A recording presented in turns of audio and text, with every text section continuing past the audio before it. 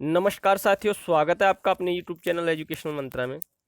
साथियों, हमारा संस्कृत व्याकरण में संधि प्रकरण के अंतर्गत व्यंजन संधि या हल संधि बिंदु चल रहा है, जिसमें हमने व्यंजन संधि के 7 भागों में पहला शचत्व संधि को पढ़ा। आज हम उसके दूसरे भाग इष्टित्व संधि पर चर्चा करेंगे। तो साथियों देखिएगा, इष्टुत्व संधि। इष्टुत्व संधि का सूत्र है इष्टुनाष्टुः, इष्टुनाष्टुः या स्तोह इष्टुनाष्टुः। ये बात एक ही है ना। स्तोह इष्टुनाष्टुः से क्या तात्पर्य है वो समझते हैं। देखिएगा, स्तोह माने स्तूह और यहाँ पर ष्टुह है ना। तो ये समझ लीजिए, स्तोह माने है यहाँ सा और स्तु माने है ता वर्ग है ना। क्या है? ता वर्ग, ठीक है। और ष्टु माने है यहाँ शा और टू माने है टा वर्ग। टू माने क्या है? टा वर्ग। तो मेरी बात समझिए, स्तु माने सा से है सा और तू माने ता वर्ग, और यहाँ मूर्धन्य शा है और टा वर्ग है। तो इनका यहाँ पर खेल है, तो वो समझने का प्रयास करते हैं। देखिए, स्तुह और स्तुह यहाँ पर स्थानीय का मतलब है इसके साथ हम मेल कराएंगे, ठीक है। स्थानीय सकार बत्ता वर्ग के स्थान पर है ना, के स्थान पर ष्टु आदेश होता है। कब होता है? जब ष्टु अर्थात शकार व टावर्ग का योग होता है। स्तु का योग हम जब ष्टु से करते हैं तो ष्टु आदेश होता है। आपको समझ में आया होगा। साथियों देखिए, अगर एक नए तरीके से हम समझने का यहाँ प्रयास कर रहे हैं। स्तोह इष्टुनः इष्टुः, स्तोह इष्टुना इष्टुः। देखिए, सा एवं ता वर्ग, सा एवं ता वर्ग का योग शा अर्थात मूर्धन्य शा और टा वर्ग के साथ होता है ना। स्तु का योग किसका? ये स्तु हो गया, ये ष्टु हो गया। स्तु का योग जब ष्टु के साथ होगा तो यहां पर समझिए है ना, तो क्या होगा? इस सा के स्थान पर, अर्थात ये जो हमारा सा, तो ता वर्ग में कौन से आते हैं? पहले तो हमारा ये सा हो गया, उसके बाद ता वर्ग में कौन से आते हैं? ता, था, दा, धा और ना। तो ये आते हैं। तो इनके स्थान पर देखिए, सा के स्थान पर क्या हो जाएगा? मूर्धन्य शा। ता के स्थान पर टा, था के स्थान पर था, दा के स्थान पर डा, धा के स्थान पर ढा और ना के स्थान पर ना हो जाता है ना। तो ये हो जाता है कब? जब स्तु के बाद ष्टु आए तो स्तु के स्थान पर हमारा ष्टु आदेश होता है। आपको अच्छे समझ में आया होगा। और देखिएगा, या ष्टु का वर्ग इधर हमारा ष्टु हो और योग हम स्तु से करें। किससे करें? स्तु से करें। स्तु का योग जब हम स्तु से करेंगे, अर्थात मूर्धन्य शा और टावर्ग का योग दंत सा और तावर्ग से करेंगे, तो भी हमारे इस स्तु के स्थान पर क्या ष्टु हो जाएगा। अर्थात यह हो जाएगा किसके स्थान पर? स्तु के स्थान पर। अर्थात हमारे सा अर्थात दंत सा और तावर्ग के स्थान पर मूर्धन्य शा और टावर्ग हो जाएगा। ठीक है साथियों, इसको भी आप अच्छे समझ पाए होंगे। अब देखिए, हम कुछ उदाहरण पर चर्चा करेंगे तो आपको और अच्छे समझ में आएगा। देखिए, रामस धन षष्ठः, रामस है ना, रामस धन षष्ठ। देखिए, अब रामस धन षष्ठा पर बात करते हैं। देखिए, ये जो हमारा रामस है, तो ये सा आया और इसका योग किससे हो रहा है? मूर्धन्य शा से हो रहा है ना। क्या आए? स्तु के बाद ष्टु आए, अर्थात सा और तावर्ग के बाद मूर्धन्य शा और टावर्ग आए, तो क्या स्तु के स्थान पर ष्टु हो जाता है। तो इस सा के स्थान पर हमारा क्या हो जाएगा? शाई तो हो जाएगा। तो ये हो गया हमारा शा।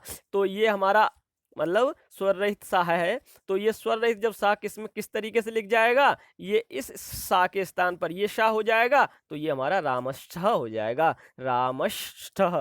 ठीक है साथियों। अब देखिए, शशधन थ, शश धन था का हम क्या करेंगे, जब हम शश धन था को देखेंगे तो क्या हो जाएगा, इस जो शा है तो ये हमने इस सा का क्या बताया, इस सा के साथ जब था का योग हो, अर्थात हमारा इष्टू का योग जब इष्टू से हो रहा है, पहले था हमारा इष्टू का योग इष्टू से, अब है इष्टू का योग इष्टू से, तो जब इष्टू का योग इष्टू से होगा तो हम क्या बताए थे, क्या बताए थे, इस इष्टू के स्थान पर, है ना, इस इष्टू के स्थान पर क्रमशः जो भी आ रहे हैं उसका आदेश हो जाएगा। तो देखिए ता के स्थान पर टा होता है ना, था के स्थान पर ठा होता है ना, दा के स्थान पर डा होता है, धा के स्थान पर ढा होता है और ना के स्थान पर अणा होता है। तो था के स्थान पर क्या बताया मैंने, ठा हो जाएगा, क्या हो जाएगा, ठा, है ना, तो ये ठा हो जाएगा, तो था के स्थान पर हमने यहाँ ठा कर दिया, तो ये शशधन था का हो जाएगा षष्ठः। क्या हो जाएगा साथियों, षष्ठः। अगले पे हम चर्चा कर लेते हैं, देखिएगा उद्धन डयनम, तो ये दा के स्थान पर क्या होता है, दा के स्थान पर क्रम से देखिए, है ना, ये क्रम से ऐसे लगाइए, देखिए ऊपर लिखिए सा ता था दा धा और ना, अगर थोड़ा वैसा है तो आप इसको बस समझिए, है ना। अब ये देखिए सा के स्थान पर शा, ता है ना, ता के स्थान पर टा, है ना, था के स्थान पर ठा, दा के स्थान पर डा, धा के स्थान पर ढा और ना के स्थान पर अणा।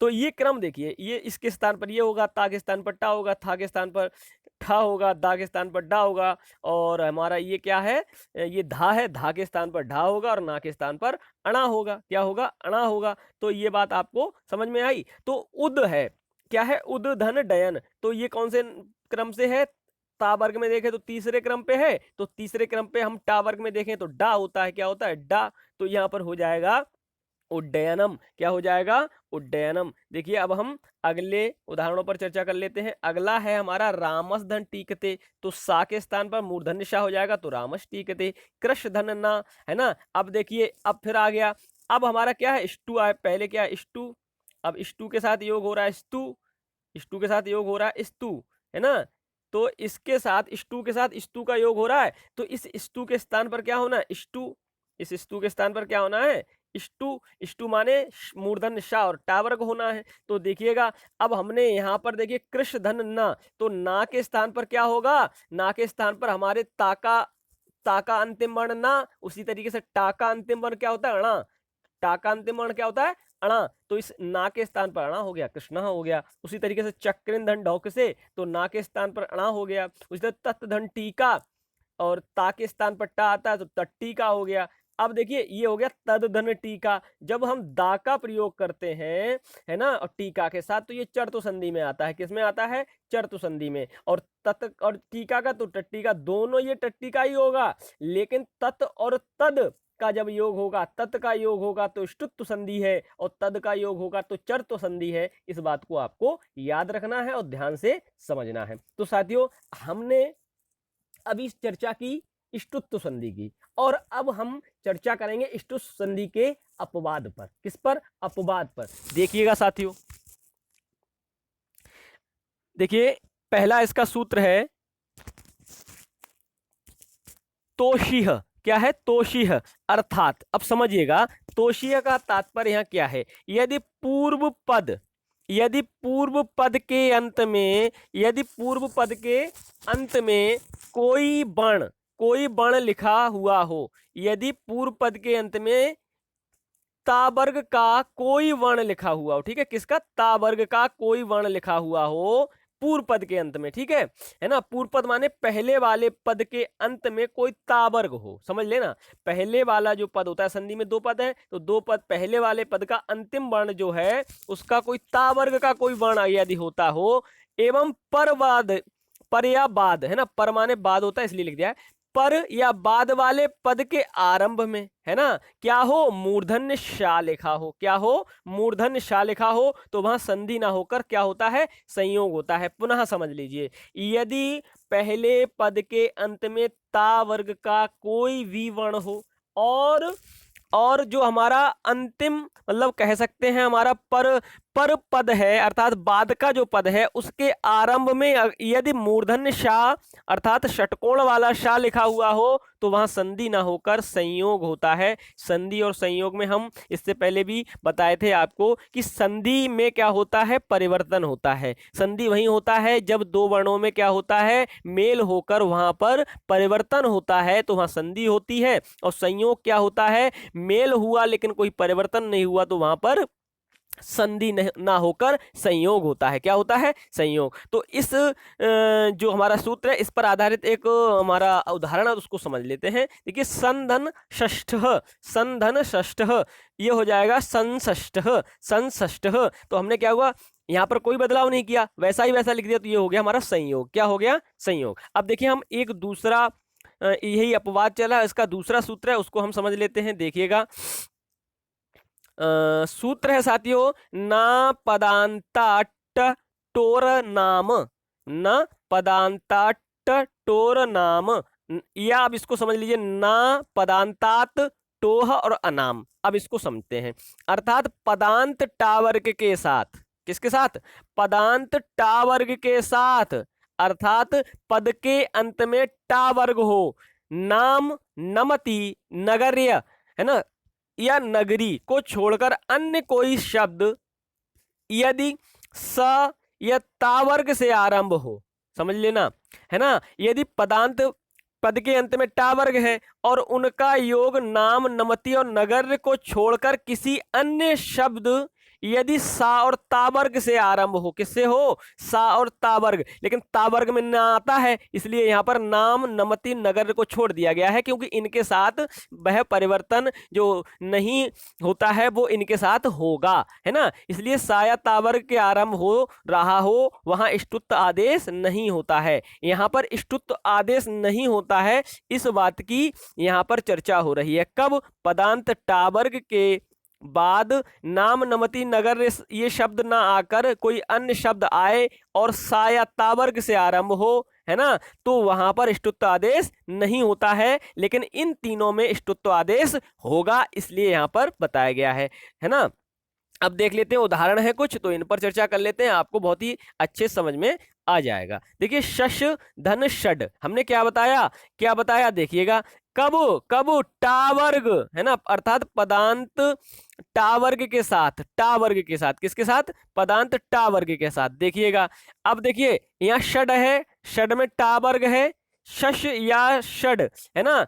अब यहाँ देखिए, मूर्धन्य शा भी हो सकता है और हमारा टा वर्ग का भी कोई वर्ण हो सकता है, ठीक है। तो शा या षड होगा तो क्या हो, उसके बाद क्या आ जाए, उसके बाद यदि ता वर्ग का कोई वर्ण आए या सा आए, सा आए या कोई ता वर्ग का वर्ण आए, है ना, तो क्या होता है, तो वहां पर आदेश अर्थात इष्टुत्व संधि का आदेश नहीं होता है ना। तो देखिए, हमने शश या षड के साथ ते का योग कराया, किसका, ते का योग कराया, तो षडते हो गया, है ना, षडते हो गया।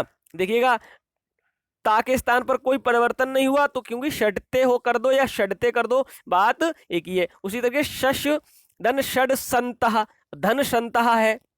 अब देखिए यहां पर क्या सा का योग हुआ है, डा, अर्थात टा वर्ग के वर्ण के बाद, यहाँ डा है तो ये टा वर्ग का है, उसके बाद यदि सा या ता वर्ग का कोई योग करेंगे आरंभ से, तो वहां पर क्या नहीं होगा, कोई परिवर्तन नहीं होगा। तो षड संतः हो गया, सा के स्थान पर कोई परिवर्तन नहीं हुआ। वैसे श्रुत संधि में क्या होता है, सा के स्थान पर क्या आ जाता है, मूर्धन्य शा आ जाता है ना, ये आ जाता नहीं आ जाता है, लेकिन यहाँ पर परिवर्तन नहीं हुआ, तो यहाँ पर क्या है, इष्टुत्व संधि नहीं है। यही एक अपवाद है, लेकिन अपवाद यहाँ कहाँ नहीं है, ये तीन शब्द जो हैं इनके साथ यदि शश षड का योग होता है तो वहां पर परिवर्तन होता है। और किस तरीके से होता है उसको समझिएगा। देखिएगा, शश धन नवती या षड धन नवती जब होगा तो यहाँ पर ना के स्थान पर अणा आ गया, क्योंकि हमारे ता वर्ग का अंतिम वर्ण ना और टा वर्ग का अंतिम वर्ण अणा, स्तु का ही तो ष्टु होता है, अर्थात सा या ता वर्ग का ही तो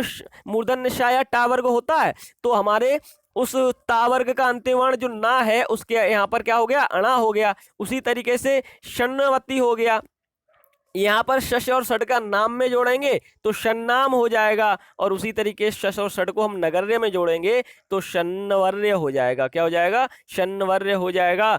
तो साथियों, आज हमने बहुत ही बारीकी से इष्टुत्व संधि को समझा, और आगे भी हम संधि प्रकरण से व्यंजन संधि अर्थात हल संधि जो हमारा बिंदु चल रहा है उस पर सारे जितने भी बिंदु हैं, जितने भी भाग हैं, इन पर हम बारी बारी से चर्चा करेंगे। तो साथियों, साथ बनाए रखिए, वीडियो को लाइक करें, शेयर करें, चैनल को सब्सक्राइब करें, बेल आइकन भी दबा लें जिससे आगे आने वाली वीडियो का आपको नोटिफिकेशन मिलता रहे। और साथियों, अगर आप पीडीएफ चाहते हैं तो आप पीडीएफ के लिए आप हमारे टेलीग्राम चैनल है ना, एजुकेशनल मंत्रा पर जुड़ सकते हैं।